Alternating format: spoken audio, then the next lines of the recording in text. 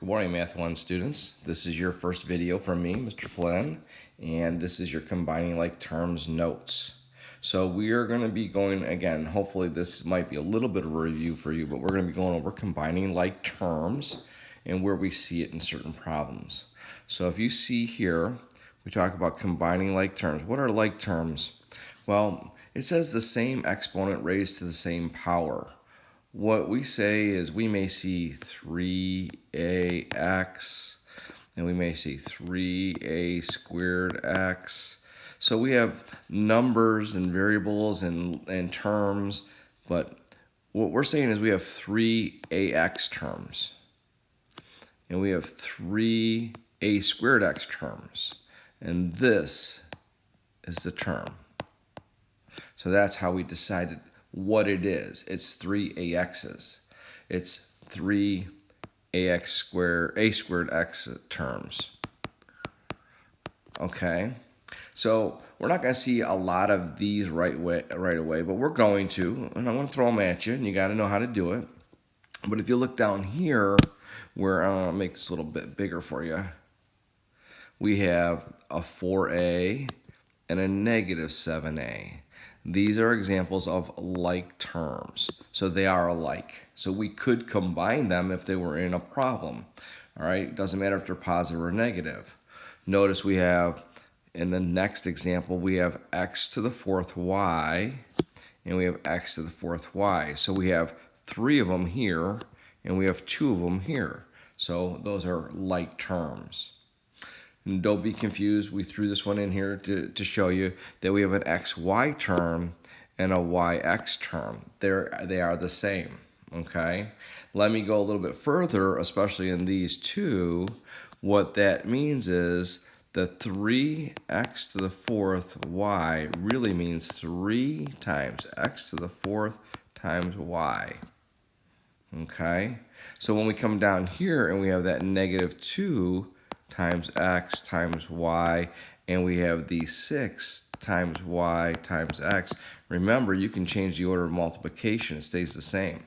You know, y times x and x times y is exactly the same. That's why these are like terms. So they kind of threw that at you to kind of confuse you. And then we have just numbers. They're called constants. And all constants are like terms because you've been combining them for a long time already. You've been adding them, subtracting them, multiplying, and dividing them. So you've been putting them together. And combining like terms is just putting them together to simplify them. Here are some examples that are not like terms. We have an a and we have an a, but we have an a to the second power. So they have to have the variable to the exact same power. So these are not like terms. We have x to the third y, and we have x to the fourth y. Again, the x part of the term have different exponents, not like terms. So we have that xy, and even though we have yx, we have now a z with it. So it's not exactly the same. So they have to have the exact same variables to the same exponent. And then we have a 4x, so we have an x term and a constant. They are not like. So these are things we could not combine. Cannot combine. Okay, so we won't. And we can't combine. And remember, combining, just so you understand, combining is adding or subtracting. We can multiply these. We can divide these. There's things to learn about that. But we cannot combine them by adding or subtracting. So here's some simple examples. I have 10 examples here, okay? And so what I like to do on example number 1, because there's going to be positive and negatives, you got to know those. What I like to do is I like to underline my like terms. So that's a constant. And then I have the x term. I'm going to use 2, and I have an x term, okay? So I can combine those. Now, just so you understand, usually there's an order in how we write our answer. Usually the constant is listed last. So let's look at this, which is a negative 2x, and this is a negative x.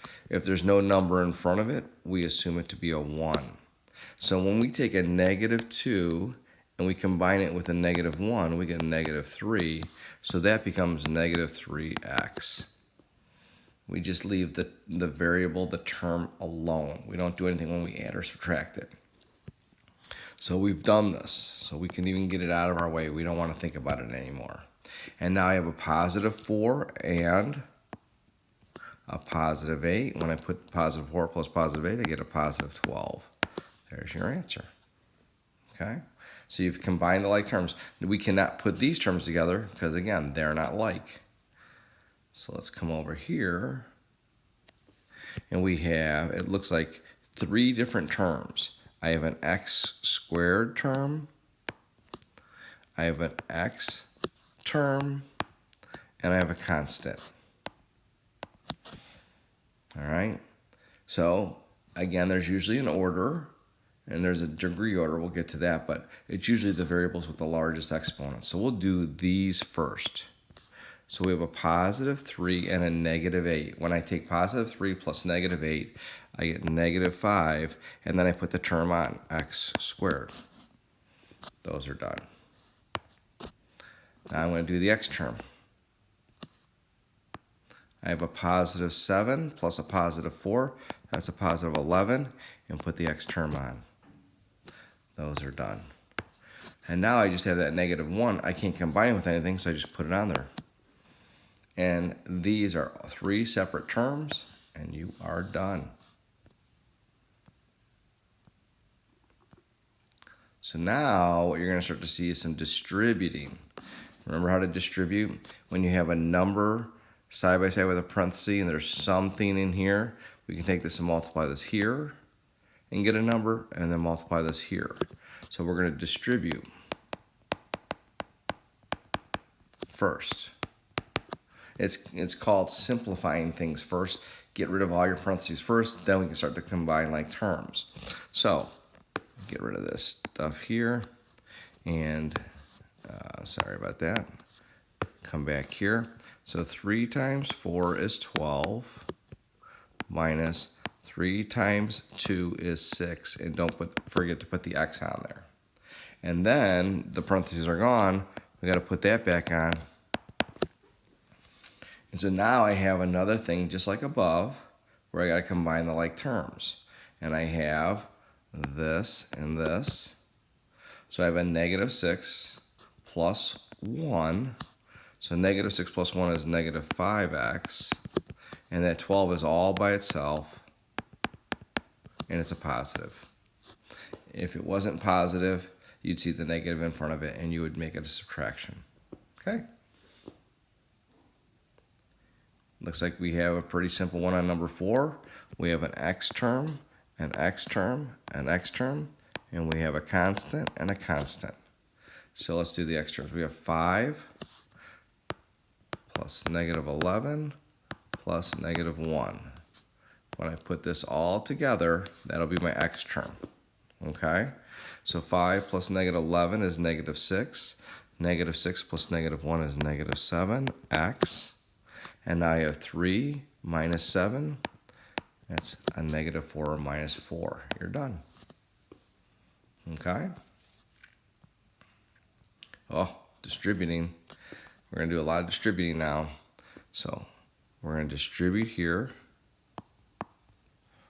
and get 10. 2 times 5 is 10 plus that x. And then 5 times 3 is plus 15 minus 8. Looks like my constants are my only like term. So I lead with that 10x. And 15 minus 8 is minus 7.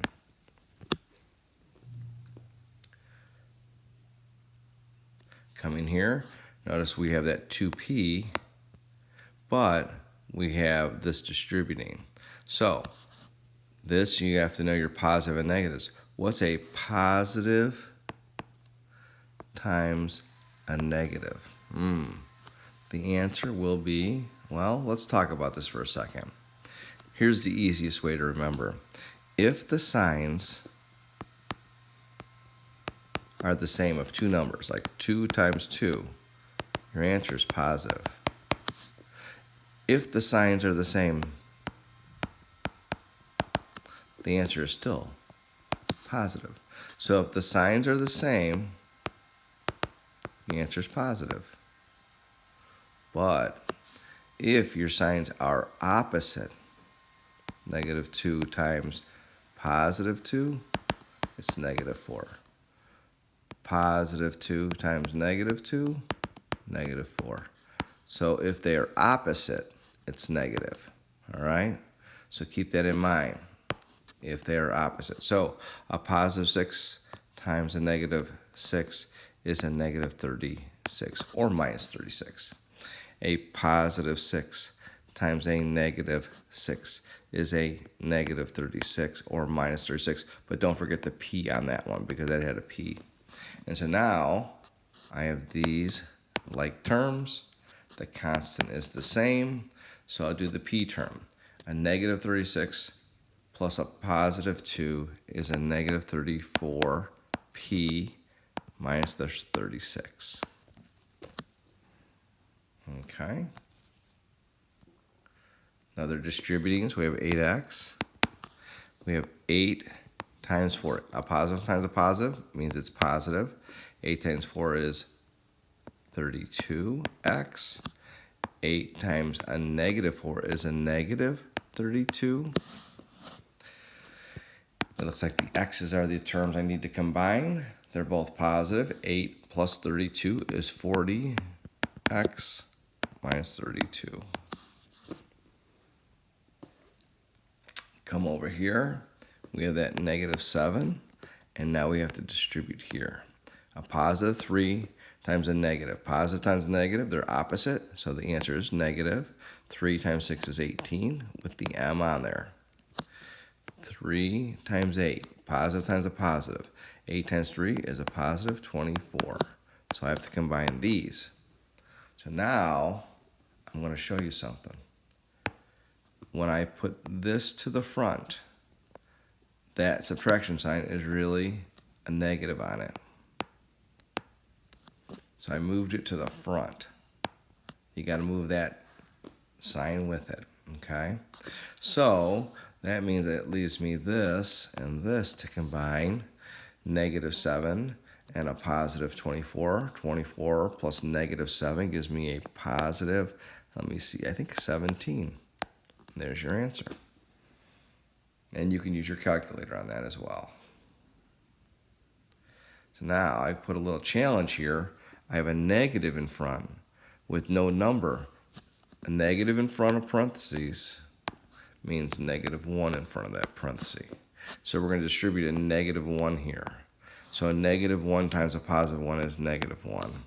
A -1 times a +3 is -3. And don't forget the a, plus 2. So we have to combine this and this. Remember, when we move that to the front, that's a -3a. -1 plus 2 becomes a +1. And you're done. Last but not least, we're going to distribute that negative again. -1 times 5 is -5, and don't forget the n. -1 times 2 is -2, and don't forget putting that -5 in on the end. Now remember, did you see what happened here? When you distribute a negative, okay, when you distribute that negative here into here, it just changes the sign of them. That's another quick way of doing it. But remember now, we have a -5n and a -5n. So it's a -5 plus -5 to combine. So if I have -5 plus -5, I have -10n minus 2, and I'm done. I threw one challenge problem down here at the end. Can you solve for x? Can you show your work and solve for x? Well, we're going to get into solving equations very quickly here. And if you remember your order of operations, please excuse me, dear Aunt Sally, when you solve, you go in the opposite order. So here I have multiplication, and here I have subtraction. So usually when you have multiplication and subtraction, you would do multiplication first and subtraction second when you are doing your order of operations. But to undo the problem, to go backwards and solve, we undo it. We go in the reverse order. So we're going to get rid of subtraction. So the opposite of subtraction is adding. And to get rid of that minus 2, we're going to add 2 to both sides. So remember, when we have an equal sign, whatever's over here is balanced with what's over here. So let me get rid of some of this. This here equals this here because of that equal sign in there. So it's balanced. So if I add 2 to this side to get rid of the negative 2, I have to add 2 to the other side to keep it balanced. Okay? So these actually, negative 2 plus 2 cancels off, leaving 5x on this side equals 18 plus 2 is 20. And because this is multiplication, we solve multiplication by its opposite operation. We divide. So I'm going to use a fraction bar. I'm going to divide by that 5 and divide by the 5. Remember, if I divide by 5 on this side, I have to divide by 5 on this side. And 5 divided by 5 cancels off, leaving x. And 20 divided by 5 is 4. And that is it.